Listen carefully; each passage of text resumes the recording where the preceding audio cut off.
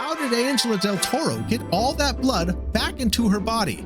And will it ever get old to see Daredevil with a bloody mouth? Well, just like the Kingpin this week, we are bursting at the seams as the Talk Punch spoiler cast is back, recapping and reviewing 2 episodes of Daredevil Born Again, with episode 5, With Interest, and episode 6, Excessive Force. I am Brody. To my left, Dudong Dylan. Hey. And to my right, Charlie Hickman. Hello. Charlie's going to be taking us through these episodes, and we will be scoring them at the end, so you're going to want to stick around for that. Charlie, take us away. Well, if you watched our last review for episode 4, you know that we were all kind of a little let down by the fact that it felt like a real filler episode without a lot of progress being made. But we were all optimistic that surely episode 5 would come in with a bang after they ended episode 4 with that little tease about Muse. Surely episode 5 would come out swinging. And so, of course, what do we get?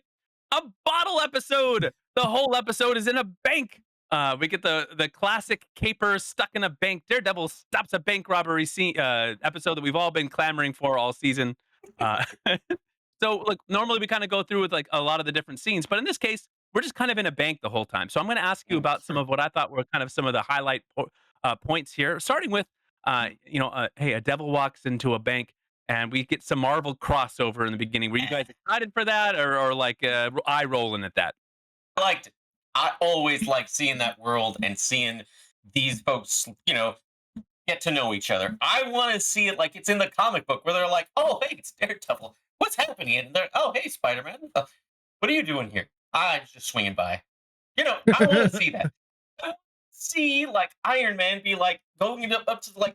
Reed Richards just being like smartest man in the world, and then he beats him in chess, or they're like 1, 2, 3. Sorry. This also my hand. It comes with some kind of like a Iron Man thing. I want to see them get together and chit chat and talk, and be on adventures. You feel like this is kind of like setting up like an Angela as like the new White Tiger, kind of working with Miss Marvel, kind of like our Young Avengers kind of thing. Probably. Is that why he was there? So you mean like he wants to put Angela like in touch with Kamala Khan? Yeah, just kind of like linking the universe. I mean, like it makes more sense in that regard than it does like, Matt Murdock hanging out with her. Like, hey, what's up? What do you like? What do you like? 15 or 20 or what? What? He was going to the family's house. He's not going to just hang out with her. Is that an episode that you want to watch? Like just like dinner? Okay, you know what? I've said it out loud. I do kind of want to watch it. My dinner with Yusuf. I would be into it. It would be fun. It would be fun. It'd be lots of fun. So the episode kind of kicks off, and of course we get these Infinity Stoned colored robbers coming in there and guns blazing. We got St. Patrick's Day in the background. Oh, we got our Americanized Irish accents. Oh, yes, very good. On the Barney Stone, and they're ready to take the bank down.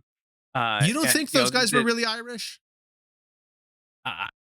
Hey, who knows? Dr. House was a convincing an American accent. He was as British as they come. Hugh Laurie, fantastic British accent. But anyway, we worked Dr. Haas into it. This timely references. Timely references. Can I say that my favorite part of the opening bank robbing scene is, and this show has been so consistent in doing this. Yeah. One of the bank robbers grabs one of the teller's heads and just absolutely smashes her face into a counter. Just absolutely eviscerates her. Oh, and then yes. like 3 seconds later, she's running around the corner. And he's just kind of escorting her, and she just sits down in line like nothing has happened to her whatsoever. Oh, I missed that. And it's the same girl. I rewound and made sure it was the same girl, same yellow-haired, yellow-faced guy. She had a little bit of a scar on her, or a little cut on her face, like later on. But she's just like trotting around the corner, like, "Oh, gotta get back." This is like the cop scene all over again, where they're just absolutely, they're dead. They're for sure dead. And then the next scene, he's got like a little black eye. He's like, "Hey." Guys are falling off of buildings and then getting up like, "Hey, I'm okay over here." Dylan, maybe you're right. Maybe Foggy's just going to wake up in the morgue at one point and just be like, "Whoa, just sleeping over here. He's got a gunshot wound. Not a big deal. Took a little longer to heal than some of the rest of you." Right in the heart. He's gonna be not dead. You mark my words. Foggy's coming back. The return of Foggy Nelson. Foggy's coming back, and hell's coming with. Yeah. I did see the thief like slam the girl's head, but I then missed it when she ran back around. Yeah, I had to rewind it a couple of times to make sure. I'm like, wait a minute, come on, that poor girl. She's fine. She gets run over later, also in the episode. The same girl. This one of the escaping guy in a cop uniform at the end is running by her and just absolutely knocks her down again. So I don't know if yeah. So if you're in the mood for just some like little Easter eggs, to just want to see this poor girl just get absolutely taken to the mattresses here. But what a great, like, for an extra in a show, like what an amazing, like what a fun day of shooting that must have been. So kudos to her. We get a new character, Detective Angie Kim. I know we've been saying every week that the show is light on characters.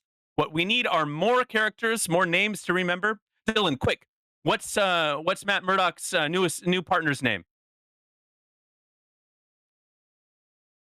Brody? Kirsten.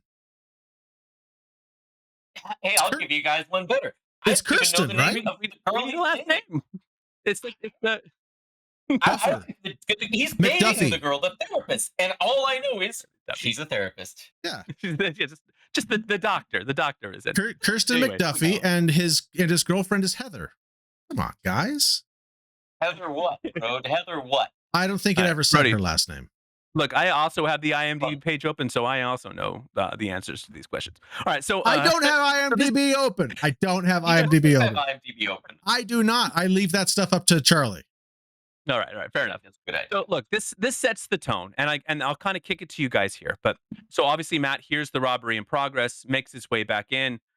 We have all of this kind of going on and setting the table for what's going to be this bottle episode where we got like this kind of inside man-ish kind of like bank robbery stuff going on.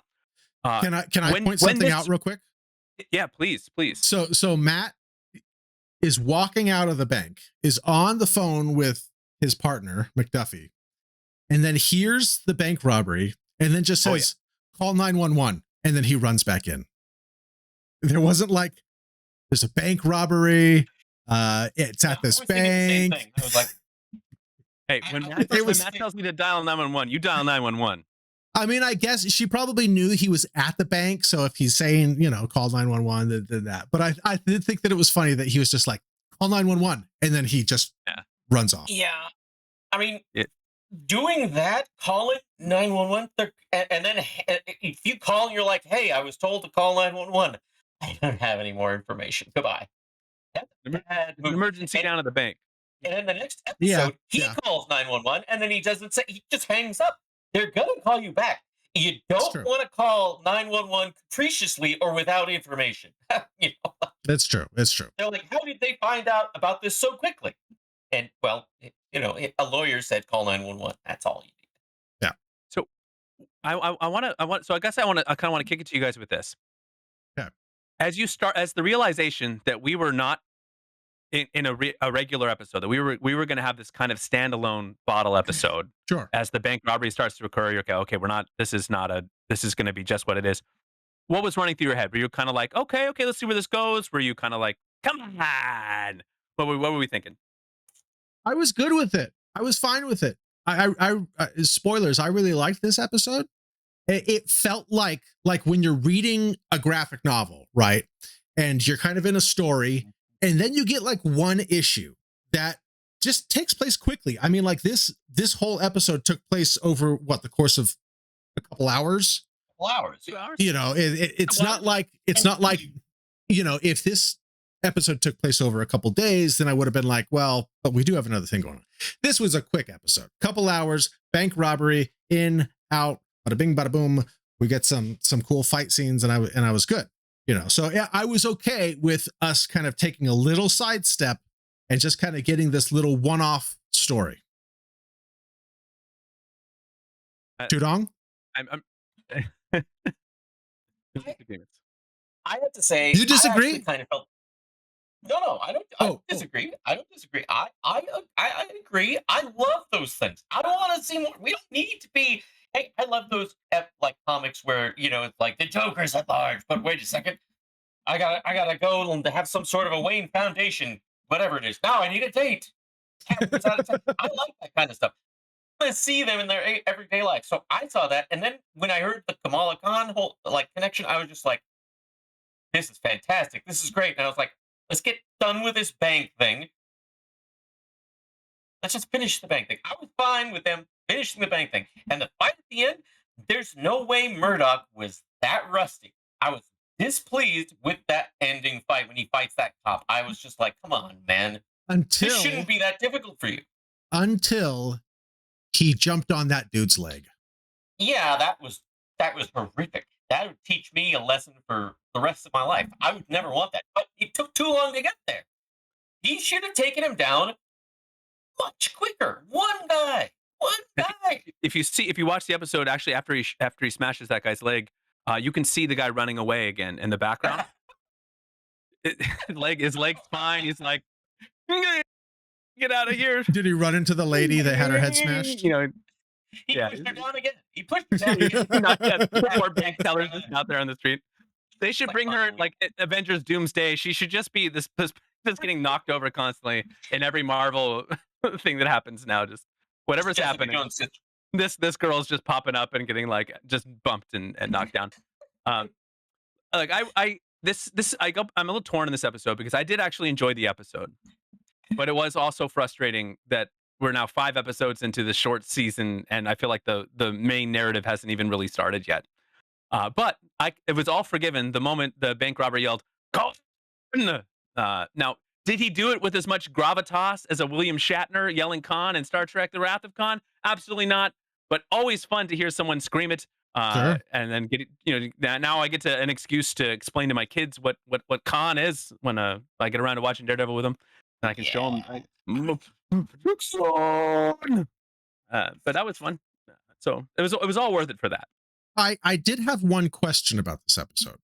So I was kind of confused at the end when Matt showed him the gem, and then it looked like he put the gem back in the bag and threw the bag to the guy, and the guy then runs and changes and gives it to the girl and stuff like that.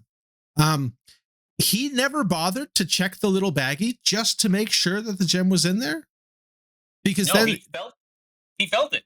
He was like, "All right," and he just watched him do it. He's not going to think somebody's going to have the sense to do a sleight of hand trick in the midst of a robbery, a bank robbery. I wouldn't even. I mean, nobody would think. Oh, he probably pulled a fast one on me. Give me what's in your other hand, sir. What do you mean I got to pick one? I'm sure. I mean, this whole thing, didn't even think about it. This entire bank robbery was to get this gem thing. And while he's changing real quick in the office, he never just looked inside and be like, "Okay, good, it's actually there." But he's as smart as you are, bro. Not even close. That's true. Close. True. I just feel thought like it was might have odd. noticed the crinkling wrapper in there, but who knows? I just thought it was a little bit odd that I had to go back and rewatch. I was like, did I miss something? But no, it's just there was a little leap of logic there that I just kind of had to get over, which I was fine with. It's still a fun episode. Still a fun show. The only reason I didn't even think about that is because he was going after the guy who was handing it off. Because he was going after him, I thought, "Oh, he's going to go get it back. This is Daredevil." But then I was like, "Whoa, he handed it off. What the hey?" I thought that was Kingpin's wife. I thought that was Vanessa when he gave it to her. Do we know who that is? The old 1.8? Just some. Now it's a 2.8. Forget about it. Now it's 2.8. Now it's 2. Charlie, ever since you mentioned that last week, that's all I can think about every time they talk about it. I was laughing out loud watching that episode. They will not say what it is. 1.8. And then I told him it had to be 2.8. Forget about it. Okay. And that other part comes back to me. $2,800. You better pay me, or I'm gonna break your finger.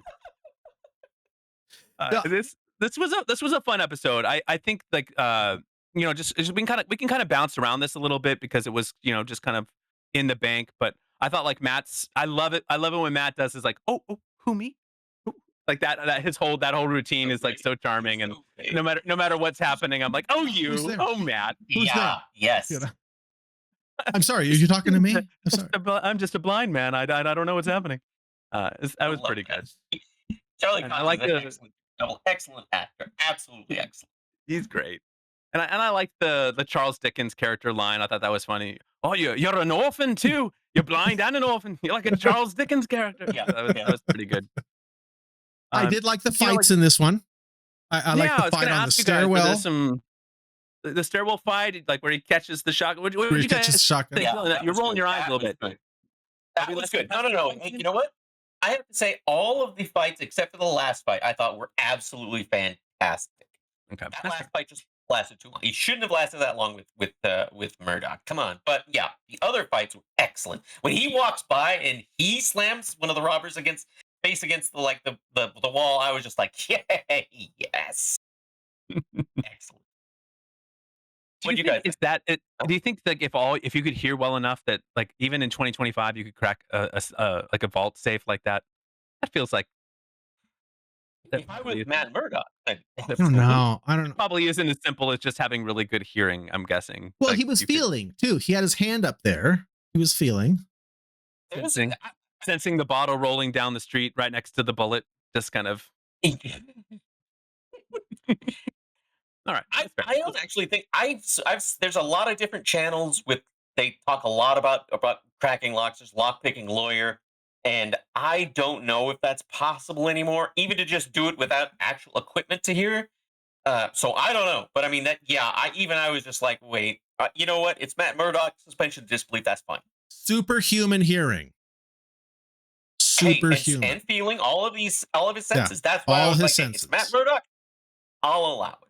But there are artificial ways to create superhuman hearing, right? Like so, like if someone could just use a device, like they have those like I could use But my no, AirPods as no, not- superhuman. think- Not Yeah, would really work. superhuman, Charlie. Not superhuman. Superhuman. No, it's different. I can hear you right now from Reno in my house. I've shut it off electronically now. And I can just hear you. That's not superhuman, though. The word I think you Like are the whole correct state with way. suspension. The suspension of disbelief is you're right.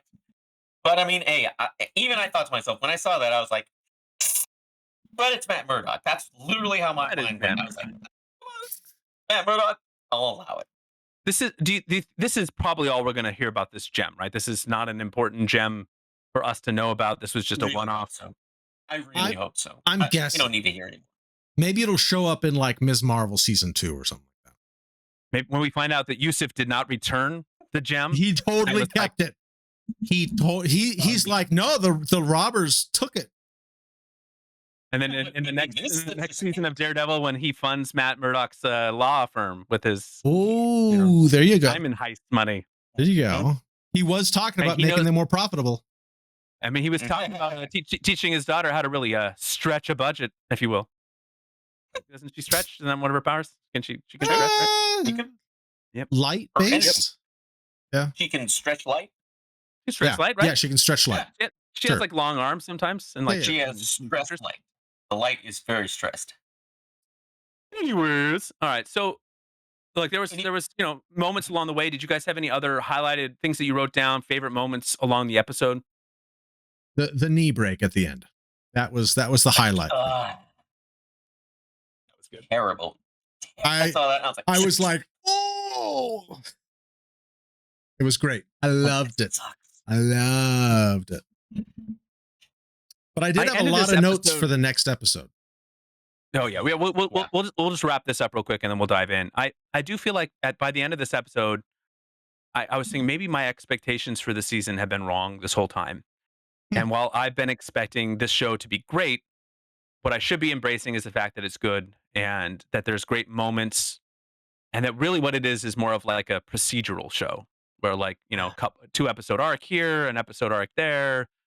Now he's in a bank, like it's like a Psych, like where they had a similar Interesting. bottle episode where Gus is stuck in the bank, and and there's like sometimes there's multiple episode arcs, like with Mr. Yang comes in and it's like a serial killer, and that takes a couple episodes, and then the next episode it's like, hey, we're back to just kind of the status quo. So like maybe there's gonna be a lawyer case for an episode or two, and then kind of something else. Like it just like the first 5 episodes when you stack them up have the feel of like you're watching like Criminal Minds or CSI or like one of these like NCIS. I don't know, one of these old people CBS shows. No offense if Well, if you're an NCIS fan, you're probably not watching this right now. But I no offense. I feel I have like. read it. Oh, go ahead, Dylan. Go ahead. No. Go ahead. Go ahead. I feel like maybe that's the case with Matt, but I feel like we have been getting a story with Kingpin, right? We start with him like trying to become mayor and him then having to work through his marriage stuff.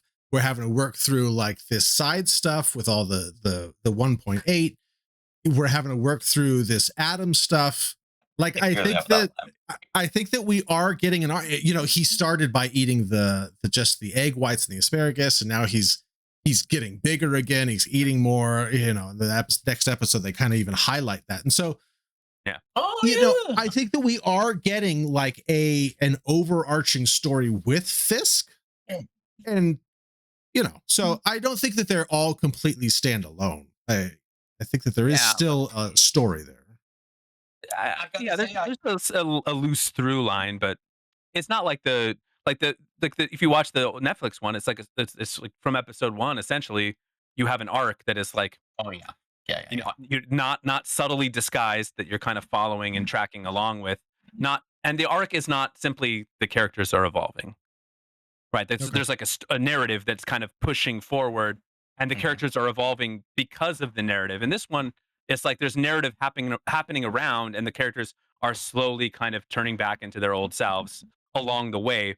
But it's not like driven by, it's like loosely driven by the narrative. We'll talk about this in episode 6 because it does some of my least favorite things. We'll talk about. In fact, let's jump to episode 6 now. Okay, yeah, let's do it. Let me just go ahead and say before we go to 6, 5, there was an article about how 5 is the one that wasn't like touched at all. Like all the other ones were kind of retouched, retooled.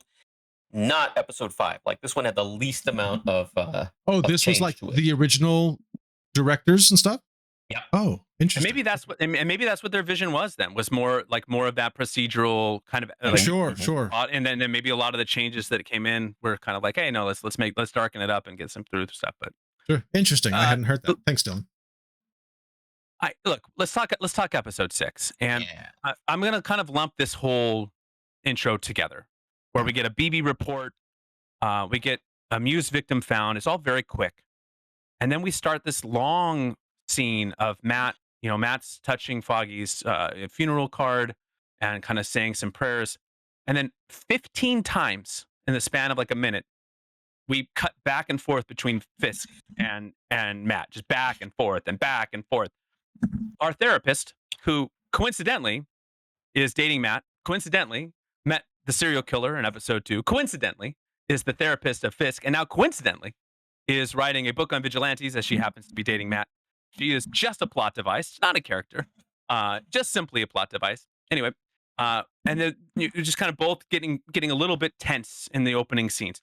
Did this work for you guys? The back and forth?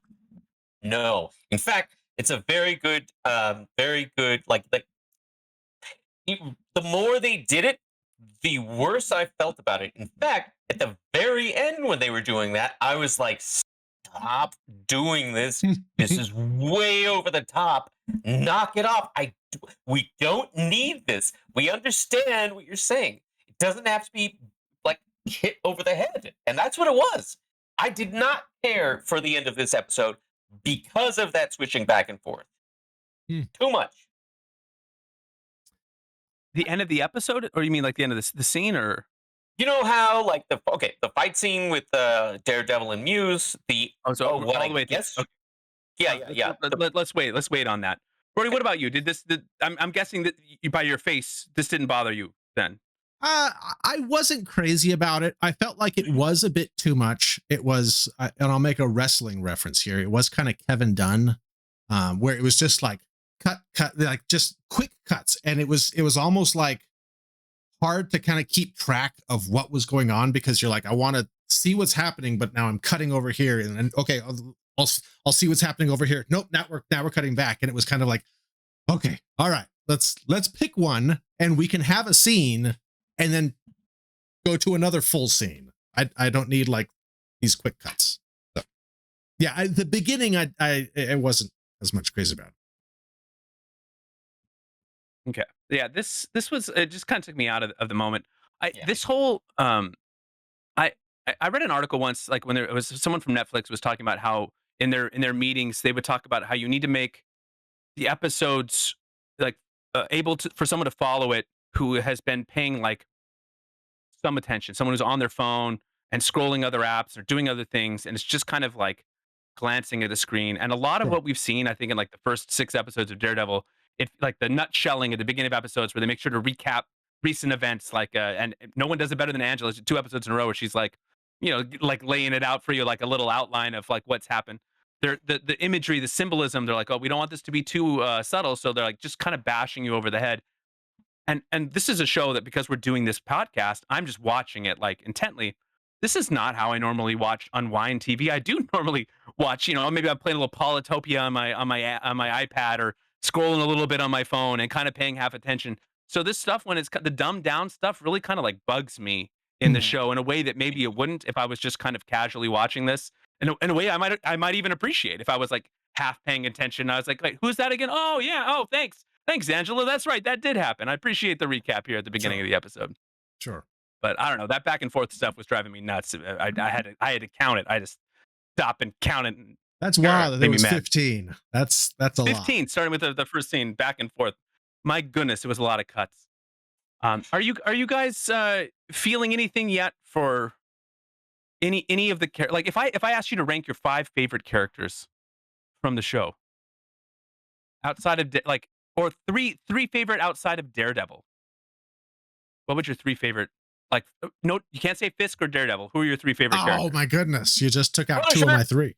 Frank Castle. Frank Castle's number one. Then Can't say Punisher. They have He to was have in appeared in one more than scene, Tudong. they got to have appeared in more than one scene. I actually thought that detective in episode 5 was that Rose in those new Star Wars things. I had to look that up. I was like, is that Rose? It's like, huh, she's Um, making it in the Disney thing here. That was not Rose though. I don't know. I'll tell you this. Okay. White Tiger's niece comes to Matt Murdock, drops all of this information, and I thought he asked because even I was like, what does she want him to do? She's not coming to Daredevil. She's not coming to Punisher. She's coming to what she believes is a blind lawyer. And when he was like, he had no time to like digest any of the stuff that she's talking about. Maybe he could have spitballed things, but instead he's like, what do you want me to do? And instead of being like, well, I've been thinking about this and I'd like you to do this, this, and this. What do you think? He's just like, oh, fine. I'm leaving now. And I'm just like, that's all you're going to do? You're going to come in, throw this information at a lawyer, not a police officer. And she's like, I'm not going to go to the cops. And I'm like, okay, that's great. But you're going to then just wander over there. You don't want to do a little bit more surveillance than what you've done. You're going to go into a known butcher's freaking like hideout, or at least in the area where you realize he's looking for people and taking them. Sure. Like, how the hey, like, I don't know how, like, the only reason she survived this episode is that a fact that I know that she's going to turn into White Tiger herself. She should have been, I was like, when he stuck that thing into her, that was not is that her carotid artery? The one by her in your right thigh? That's an artery, people. You cut that, you die in very, very quickly. And he was pumping it out of her. Well, we'll get there because I have stuff to say Daredevil about that too. He can put blood back in bodies. Don't sleep on the powers of the Magic Man. Brody, I want to get your thoughts on Angela and like that setup. I don't like Angela. I'm not a fan of her. I was kind of hoping she was going to die, even though I knew she wasn't. She the girlfriend? No, she's the White Tiger girl, White Tiger niece. Oh yeah, Angela's the kid. I like Cherry. Cherry's kind of a fun addition. Is he? Who's Jerry? Cherry. He's like the. Been a few episodes since. Oh yeah. He's like the investigator. Yeah. He's kind of fun. Yeah. I don't know a whole lot about him other than he retired and then just started working for Matt. There's none of the characters are fleshed out. How about that? I miss Foggy and I miss Karen because I knew them and liked them. I miss them. I miss them, Tudong. I want them to I come miss back. Foggy. I don't miss Karen. Oh, I miss Karen. I miss Karen. But even that reaction though, Dylan, is like something that I think the show is really missing. And like you have strong opinions. Like if you watch the first 3 seasons, you had a strong opinion about Rosario Dawson's character, about Foggy, about Karen. Sure. They're not benign background characters. Yeah. We had 5 episodes that were really just kind of here. They could, like, if they wanted to have Angela be part of the story, they could have started without, like, just had the White Tiger stuff happen off screen before the episodes even start. And maybe she's like an intern at the office, and she's there, and she's just happy to help. And then if she's like, if we get like 5 episodes of her and her character development, and then she's like in peril, we're gonna feel something as an audience. Like, wow, this wonderful girl has been around. Maybe White Tiger's even still alive at that point. We don't even need that narrative thread to be pulled, and she can just be there. And then maybe like this all happens, and White Tiger dies in a way that it's him not being Daredevil. It's his fault. Like, there's nothing really that's happened that's been bad because he wasn't Daredevil. He's just choosing not to help people, right? But like, not as a direct result of him not being Daredevil. Whereas like maybe White Tiger is like, hey, I got to go do this, and he refuses, and then because he wasn't Daredevil, he dies. I just feel like this whole show has been like missed opportunities. Yeah. He has this brand new partner who seemed cool, and we know nothing about her. They've made no effort to make you like her. They bring Angela in as a plot device. She's just simply there to move the plot along.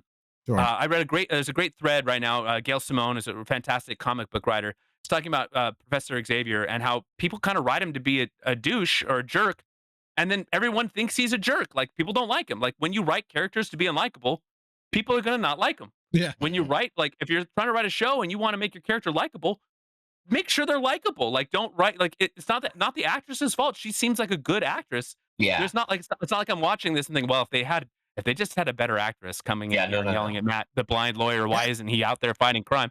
Like, then it would really work for me. They're just kind of like, I don't know. They just didn't develop any of the characters. If the girlfriend dies in the next episode or 2, I'm gonna feel nothing. Yeah. I'll be like, oh yeah, she was on the show. Oh, good. Totally. If Angela had died, I would have been like, oh, that's a bummer. I thought he was going to be White Tiger. I thought Ben Ulrich was going to have a big part in the whole thing. When Ben died, I felt that, man. That was like, yes, for sure. A little part of my heart snapped along with it. Like, they're just not developing characters at all, and they had all this time. It just feels like they wasted it. And they have a lot of characters too, and that's one of we've got all of Fisk's people. We've got like his chief of staff gal. I can't even remember her name. We've got the Michael guy. We've got all the Daredevil folks that like are working with him. We've got the police people now. We've got like there's a lot of people that have come through here, and I agree. If any of them died, I would be like, okay, I wouldn't be super bummed. Yeah, 6 episodes in, main characters, I shouldn't have to look on IMDb to figure out what their name is. Like, I should be just knowing. We should know that like Daniel and then the girl who works with it. We should know their names. Like, that should just be top of the list here. Let's talk about Muse. All right, so apparently over 60 victims. 60 he is people. Painting. That's a lot of dead people. That's not a serial killer. That's like a mass murder at that point. That is crazy. And they had no idea. They had no idea that 60 people had been murdered until he dumped one on the shoreline. Apparently. Yeah, apparently. He waited that line. He waited like, when sanitation finds a crime before the police. Where are the 59 other bodies? I mean, I know that some of them are hanging up in his lair, but like, why did he dump this one? And where are all the other bodies? These are all great questions that we probably not ever get answers to. That was odd when they were like upwards of 60. I was like, that is so many people. That's too many. That's too many people. It should have been like 15, Yeah. There was like don't quote me on this. I didn't look up the serial killer statistics, but like there was like the highway killer or something like that. That was like an incredibly prolific serial killer who's incredibly hard to catch or even know existed because everything they did was in different states. But like in one little area to kill 60 plus people, like people are going to notice. And yeah, you got to have a place for some bodies, even in a big city like New York. I think just like that White Tiger was the only one. And then it brings like, well, how come Jessica Jones isn't investigating this? That seems like the kind of thing that instead of having White Tiger involved, you could have had Jessica Jones being like, "Hey, Matt, I need your help. 60 people are missing, and I'm a private detective. And Remember me?" it's not like Muse is hiding either. He was there in No. plain sight in his mask, spray painting a wall, and two random girls walked up to him and were like, "Hey, can we get a picture?" And they only ran away when he turned around. But they were like, "Hey, aren't you Muse?" Well, he killed them, but yeah. Yeah. Oh, yeah. I think they tried to run away. But yeah, they tried to run away, but they didn't get far. Just, He apparently is a prolific martial artist and swordsman as well. So, Puck Swain. Also, Matt found his hideout like really fast. really fast. Like his I secret did lair, make like a note even of faster that. than he found the Punisher's secret lair. Like he just can. He's like the you got to get him on like one of those like amazing race shows. He just goes. If we're It's funny how he takes the time and he finds it in 2 seconds. I mean, like Angela goes into the neighborhood, which is blocks and blocks and blocks, and get picked up just like this. You'd think that any sort of law enforcement, anything would find that out. I mean, like with it like that blatant. yeah, So let's. I know that we're kind of jumping around. I know that the subway thing with Daredevil finding him, I went back and I was like, there's got to be something in here where he figured something out. And the only thing that I could find was right before Angela's mom calls him. He's like looking up like abandoned subway tunnels that have been there since the 1800s. And it's kind of like, okay, well, maybe there, but there's got to be a lot of those in New York. And this also wasn't abandoned because the train was regularly running through there. This is like an active subway tunnel that he's just off in some corridor. And yeah, he ran and he ran straight to it. He knew exactly where to go. Yeah. I would have preferred. Anyway, we can talk about that, Andy.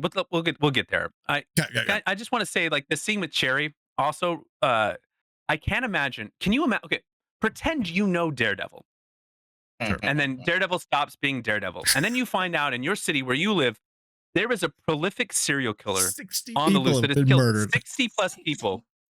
And you just had a case where you know that a good portion of the police officers are corrupt and cannot be trusted. And then you go to Daredevil and you're like, whatever you do, don't go and help people. Leave it to the police. For the corrupt police who didn't even know the serial killer who killed 60 plus people existed. Don't you turn Daredevil and get in there and help. No, don't do it. Like, what is that? Like, what is the advice? I would be like, please, can you please do something, for crying out loud? You can find his lair in 15 seconds if you just try. You could stop the serial killer. Please be Daredevil. Why does everyone in his life want him not to be like the superhero and help people? It is far more heroic in these shows and these movies where the heroes are doing it just to help people, not because someone they love is in danger or because someone they know is in danger. It is way less heroic to put on the uniform to go help somebody whose face you've seen than it is just like, wow, 60 dead people and a serial killer. It's time to go intervene. No, not until I know one of the victims. Now I'll help. 60 other people's kids, who cares? But this kid, I'm in. I don't know. That whole thing, that whole scene just bothers me. It's also one of those things where something is happening. Like we're in the Marvel universe right now, right? It's kind of like you look back at Suicide Squad and Enchantress is taking over the planet with her big green thing. Like we know that Flash is in this universe. We know Superman's like, where are all these other superheroes? There's a serial killer that has killed 60 people in New York, in this city where we know friendly neighborhood Spider-Man is, Doctor Strange is, like Falcon is, or Captain America Falcon is flying around. Like there are superheroes all over this city. How does nobody know that this guy has killed 60 people? Yeah, that's wild. Not a good look for the soups. Not a good look for the soups. They're like, what are you guys doing? Things start to snowball here at this point. We, as speaking of things that are just done for plot devices, we as an audience now feel like we can't trust the police officer. So the show says, wait a second. I'm going to have Fisk take every single bad police officer and put them on a team. Yep. And then we'll have Angela Kim, and she's a good police officer, and she'll lead the good cops. It's like they just kind of like I took all the bad apples and I put them in one squad. So now we don't have to worry about which ones are good or bad. We don't have to. There's no. Yeah. Oh, no you're need not to, sure who to trust? think, We'll make it easy for you.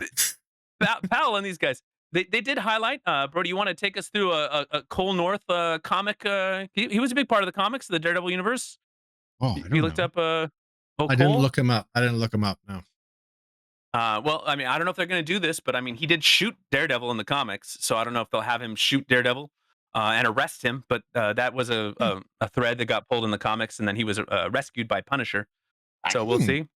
That could be a thread that gets pulled. I really thought they were going to do like a team by team introduce the whole squad. And he's like, I'm Cole North, and this is my story. And I thought it would like pan over and it'd be like, and I'm this guy. My name's Rugged Jim, and I was from the swamp, and my name's Bill, and I stole some cattle, and I'm from the swamp. I'm from the swamps. Yeah, I don't know. Where else would Rugged Bill be from? He's from the swamp. I like it. The swamps. Hey, you got to be tough to survive the swamps. Is it the swamps of New York? The swamps. No, not the swamps of New York. In the southern. He's from like Florida or something. Oh, those swamps. Swamps in Florida. There's swamps in Florida. There's swamps all over. You know, come on. Everywhere. But not New York. I mean, Cole's from Chicago, so I mean, people migrate, bro. People can move. All right. Yeah. Anyway, so now we've got Fisk in response to the serial killer, and there's that scene where like the clock is ticking and all the sounds fading away, and he's like that last little whatever was connecting him to the new Fisk was snapping, and he starts laughing. And He just laughs. He's like, I know how I'll catch this serial killer. I'll get all the cops to not look for him. And he starts a anti-vigilante squad. Like what? Like talk about bad PR. Like we're after vigilantes. The serial killer wears a mask, so I guess he's a vigilante. He's out there doing vigilante stuff. Like vigilante stuff. Yeah. Mass murder. Those bank robbers were apparently vigilantes as well. They were wearing masks in episode 5. So these cops were already like a gang, because we're assuming that these were the triggered Punisher gang. Yeah, the Punisher tats, and so we've got them as a gang, but now they're another gang. All right. Now they're authorized. Now they're a gang within a gang. A gang within a gang. Yeah. So it was it was interesting. All right. Well, let's talk about. So we have two men both letting their devil out. We get the act scene with Fisk and Adam, poor Adam, and then we get the obviously the Angela Muse Daredevil scene. Let's talk about the Fisk one first. We haven't talked about Fisk in a little while. So that evolution coming to fruition. What do you guys think of that scene? I'll be really honest. I was kind of sickened by that, the entire thing. If that was meant to have a visceral reaction, I absolutely had it. I was like, so he has kept this guy locked up for who knows how long. Who knows what he ate. He barely seemed like he was able to clean himself up, with shaggy hair and all that. All his clothes were in tatters. Hey, sometimes shaggy hair is just it's a life choice. That's a good point. Beard, he wasn't shaving. You'd think he would say something about something besides just, hurry out of here. We didn't get to know him either. I was like, well, we know he's been kept prisoner. And of course, when he was like, when I was a little boy, an instrument with chains were tied there, but these fights, and I was just like, jeez, an axe for this guy who probably can't even pick it up? And then this complete idiot turns his back to him. I would have just ran away. I would have been like, nope, I'm out of here. Fisk would find you. It's Wilson Fisk. I would do. Okay. Well, option 2, I would have gone silently for his legs. Not and like try and go exactly where you think he's going to hear. I was just like, why? You throw the axe. I don't know if I like would that. do that. It's I don't know throw if I the would axe. throw it back to him, but I certainly would. And then like this part just kind of hits his back and it falls to the ground. Oh, And then you geez, yeah, that's exactly. and then you bolt. Now I run. Yeah, like because he looked like he was thin, he hadn't eaten. I was like sickened by this. I was just like, ah. I'm like, just either stop or just finish it already. But I was just like, what? And then when he was like, mine, I was like, okay, well, great. I didn't care for that part. I thought I thought all of it was excessive. I thought it could have been handled better, and it could have made me be like, wow, he is really like strong and tough and bad. But instead, I was like, dude, what are you doing? You could have swatted this guy like a fly, not a bee or a wasp, a fly. I really liked it. I did. Completely sickened me. And If they made that guy to be like a jerk, if they made it seem like, hey, he was exercising in there or something, or he was well fed, anything, and the guy was like, screw you, I would do it again, then I'd be like, okay, we don't get that. We don't get any of that. So I just saw this as him just picking on some frail guy. who was having an affair with his wife. I'm not saying that part was good, bro. I'm just saying, like, he could have been like, it could have just been handled better. It just made it seem he was dead and gone, I think, at that point too. So it wasn't even like it wasn't an affair. It wasn't like he was around and like she was going behind his back. He'd been shot in the face after being blown up. I don't like he survived some like they killed him off like multiple times. Like he's never coming back. So let's kill him and then we'll bring him back one more time and we'll kill him and then let's bring him back again. All right. Beside all that, I really enjoyed seeing Kingpin be Kingpin bad guy. Yeah. For most of this season, we have seen Kingpin as Mayor Kingpin, who just keeps talking about I do all I do for the city and stuff like that. I missed like season 1 Kingpin where he's, gonna smash a guy's head in the car door. Like I enjoyed getting Kingpin back and kind of being like, okay, yes, there's Wilson Fisk, but I'm glad that we get Kingpin. I mean, and he was pummeling this guy, and I thought it was great. He threw him up into the ceiling and like broke part of the ceiling. He went with the double axe handle at one point and just like smashed the guy, and then he threw him back into the prison. And I was like, yeah. He's not even done. He's not even going to let him out. He's just going to keep him in his little prison. He's dead, but in the next episode, he's just going to be walking around.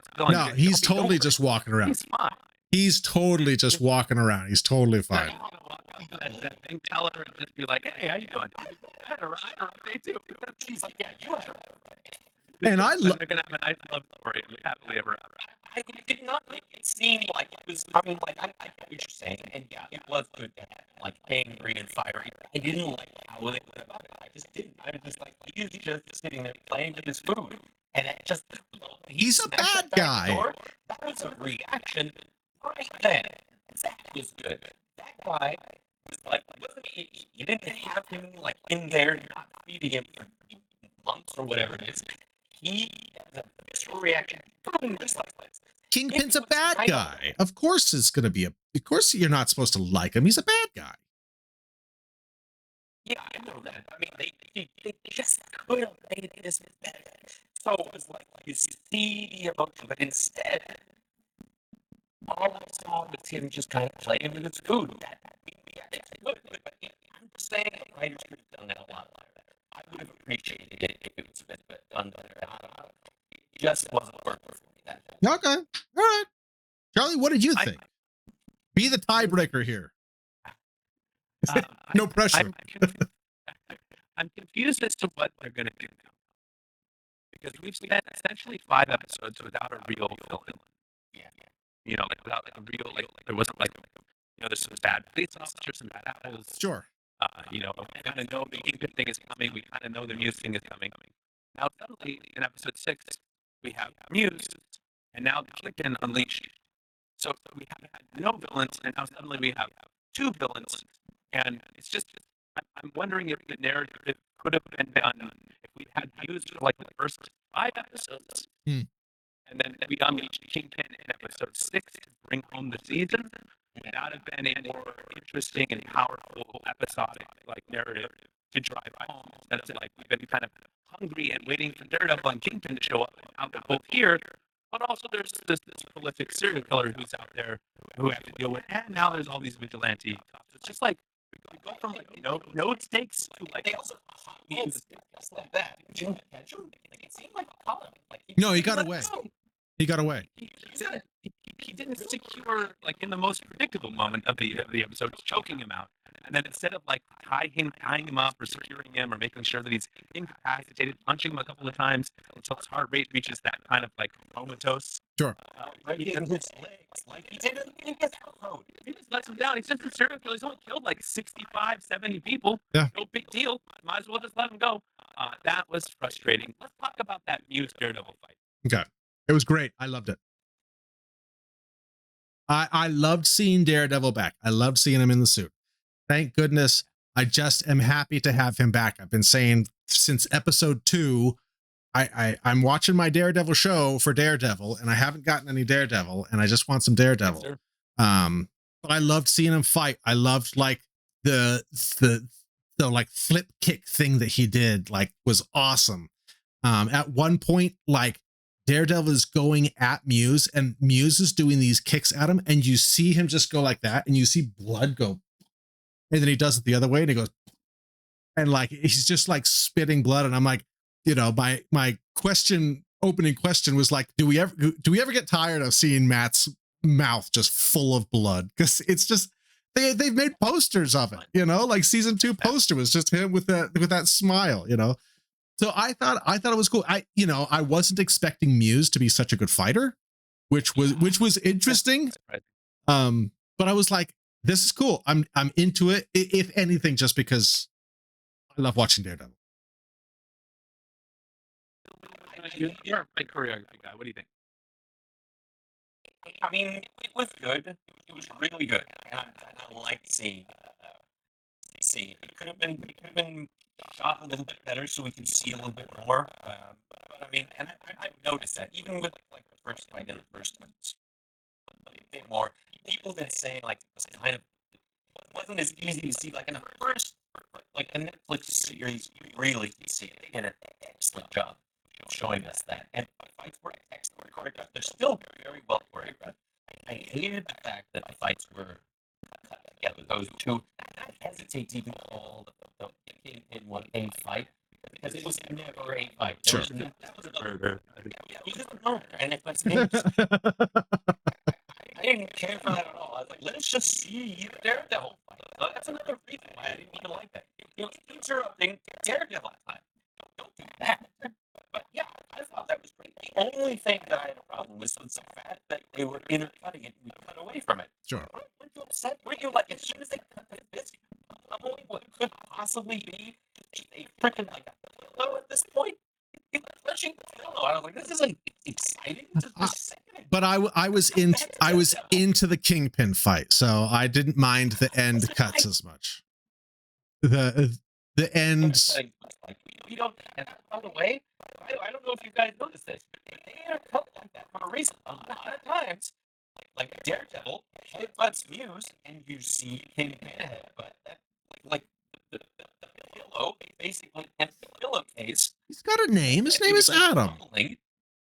He wasn't fighting back at all. It was sick. I was like, this guy, that's ridiculous. And like I said, I hated the fact that he interrupted Daredevil. I hated the juxtaposition. How many of those, as you said, 15 cuts were showing throughout this entire episode? Really? That was just the beginning. I was talking about only that scene. Just that beginning scene. That's what I thought. Unbelievable. I didn't bother to count the last one. Yeah, that scene, I thought, how many freaking cuts are there? 15. Way too many. We could have had one. We could have had none. Yeah, there's something. There's like an actual fight happening. A fight in one and a beating in the other. I hope we get like I don't know if it just was the way that it was shot and then with the reshoots and stuff, but I do hope we get maybe a little less CGI and a little bit more practical effect and just maybe some longer extended Daredevil fight. But this was great. Like it was great seeing Daredevil. I loved seeing him in action. Yes. It's always hard when like you create a character who is like such a good hand-to-hand specialist to then have him interact in like a real world sense with other like people, and then like the fight has to be believable, and the other person has to be able to hold their own, but also like Sure, sure. like the bank robber guy. Come on, he's not touching Daredevil. Daredevil's gonna just beat the snot out of him. But it was great to have him back. Yes. There's three episodes left. And we have now a serial killer, we have a kingpin, and we have a vigilante police force. This is ending on a big cliffhanger. It's all building towards something else. And a And Punisher I still someplace. and a Punisher out there somewhere with a crazy murder board. Yeah. Now, can I throw out a bit of a spoiler for you guys? No, Sure. Spoiler alert. I don't want a spoiler. Not love that big spoiler. All right. Hughes is supposed to have his part continues in season 2. He's not like coffee done. He's coming back. Season 2. Okay. Killing him off. When you think he's killing him off, he's coming back. Yeah, I think that tracks. I don't see how they can wrap all this up in 3 episodes, like in any kind of satisfying way. We haven't had Bullseye return yet. Bullseye's coming back. Gosh, I want Bullseye back. Bullseye's going to be back at some point. We have. It's just so many like moving parts. I just worry. Like this, when we had that episode 5, and we start to get the other Marvel characters in there. I don't like it when they're doing things to set up other things. Just make the thing that we're doing good, Sure. and then if it's good enough, it'll learn more things. Yes. I want to have this. I just feel like there was some squandered opportunities to build the universe a little bit better. Sure. And we just kind of squandered a little bit of that. I'm a little bit worried that the end is going to feel very rushed compared to the first 3 episodes, or even worse, that it's going to slow way down and just like the Muse thing is going to be like end of the episode, like 1 minute like little tease, and the rest of the episode is like Daredevil getting hunted by the vigilante people, or doing like a more lawyer stuff during the day. I don't know. I have no idea what's coming. Sure. Yeah. Do you guys want to add anything about the end of this episode, about Angela and the blood? Brody said you wanted to talk a little bit about all her blood being drained and then put back in her body. Yeah. One of the things that my wife brought up, shout out to Amy. She was like, how did he she had all the blood taken out, and then he did CPR on her and she came back to life. But she didn't get blood put back in. She's still missing a lot of blood. And that right there, that's no joke. it was odd. It was odd that the solution was just so fast, and it was like, okay, we're going to do a couple chest compressions. I'm going to do 1 pound on her heart, and she's back to normal. Well, Brody, you already answered your own question earlier with Matt put all the blood back in her body because his mouth was bloody. So when he gave her the CPR, he never gave her mouth. He never did mouth to mouth. By the way, and I'm sure Amy would corroborate this. They didn't show it. They didn't show it. It was off screen because they thought it would be weird to show him giving mouth to mouth like a 15-year-old. I would have certified like years ago, and they have said it's a bad idea to ever do mouth to mouth. A, it doesn't. I think it doesn't actually. It's like 0% effective. B, you can actually either get or give the person some kind of terrible disease. So you don't do it. Like they're like, people don't do that anymore. Well, I learned in my CPR training that if you cut the face off of the dummy and then you wear it, that's the way to do it. Well, it was just odd that like she lost a lot of blood, and then it was CPR that brought her back. It almost was so like random that it her so fast. But like Daredevil could have gotten there, like maybe when he first into her, it was way too long. It was unnecessary. Like as soon as you raised that thing up, if Daredevil had shot like something in there, it was just like there was no need to like make us add one more element of like, all right, I'll suspend my disbelief yet again that this like 15-year-old girl didn't lose all the blood and die. Yeah. Yeah, it was that was a little too much, and just get this. Sometimes the show really pushes those boundaries that make me want to roll my eyes. But Although man, was it good to have Daredevil back then? Huh? it was, and I will say I was glad that Muse got away. I was really worried that he was going to get caught, and it was going to kind of feel like a villain of the week type scenario, and that we're just kind of we're going to have Muse, and then we're just going to focus on Kingpin for the rest. But I am glad that Muse got away, so I will say that.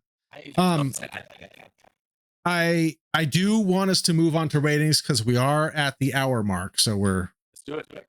moving along here. So I think it's this one. Oh, yes, but no, it's close. I do here. It's not the right one. Looks good. No, it does not. Well, Dylan, what Brody's doing with that, why don't you you can shout out your ratings and we'll fill it in here when the thing gets ready. I give the ratings first. And Right now. like five, and then we're all doing 6. Yeah, 5 first.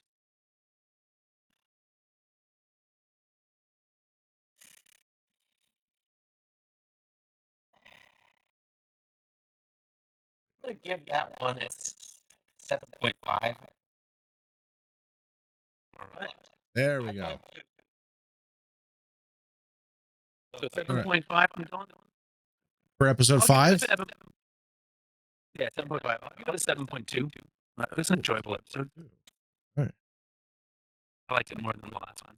Yeah. I am going to give it a 7.9. Ooh.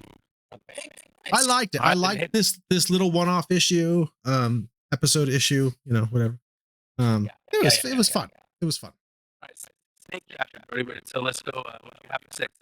Oh, 6 was really tough. I have had a really hard time, and I came up with a rating beforehand, and we've been talking about it, and I'm still having a really, because there are some things that I like a lot, and so there are some things that I just don't like. So I am gonna go. I'm gonna go with a 7.6.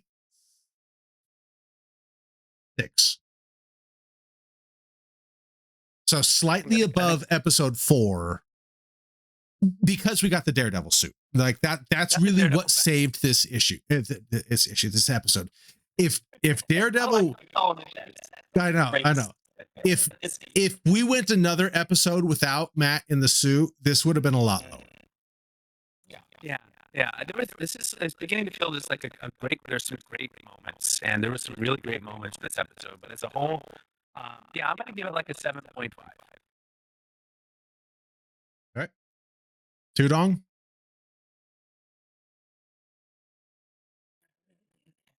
I really dislike several things. I love that Matt is back in the Daredevil costume, but I dislike how Angela was written. She comes up to Matt and says all that stuff.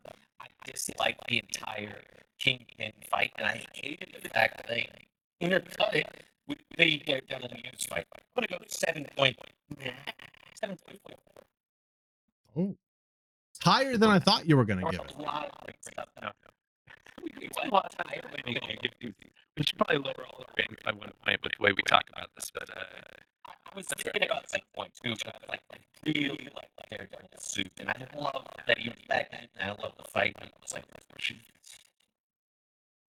Wow. So okay. So far, Dylan has the highest average of this season. love it. Just barely. It's still a good show. And when you love, when you're invested in characters and invested in how that story should be told, then sometimes it feels like nitpicky, but you certainly have a way that you want things to kind of progress, and it's not doing that. It can get a little frustrating. But still a good show, really good show. If you're watching along, there's some great moments, and hopefully it's going to build to a wonderful climax here. We got 3 more episodes left. That's it, including next week on April 1st. So hopefully not a fool you episode. Fool you. We'll look forward to kind of getting to go through it with you the rest of the way. 3 more episodes. episodes to go. Thank you for joining us on this journey. We will see you next time here at TTP, and have a good week. Click on the links below. Yes.